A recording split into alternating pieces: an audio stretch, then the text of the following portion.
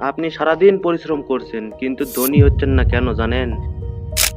এটাই হলো ধনীদের সবথেকে বড় ফাঁদ। আমরা টাকা আয় করি আর সেটা খরচ করি লোন, ইএমআই আর শখের পিছনে। ফলাফল আমরা কাজ করি আর ধনীরা আরো ধনী হয়। ধনী মানুষরা আগে সম্পদ বানায় তারপর খরচ করে। মিডল ক্লাস মানুষ আগে খরচ করে তারপর সারা জীবন কিস্তি দেয়।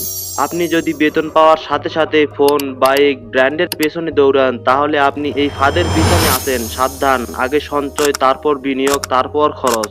এই ফাঁদ থেকে বের হওয়ার ভিডিও চাইলে আমাদের চ্যানেল সাবস্ক্রাইব করুন, কমেন্টে আপনার মতামত জানান। ভিডিওটি ভালো লেগে থাকলে একটা লাইক করতে ভুলবেন না, আর আমাদের রিচ লাইফ টিপস অফিসিয়াল চ্যানেলটি সাবস্ক্রাইব করে পাশেই থাকবেন। তো দেখা হচ্ছে পরবর্তী কোনো একটা ভিডিওতে। ততক্ষণ ভালো থাকুন, সুস্থ থাকুন আর আমাদের সাথেই থাকুন। ধন্যবাদ।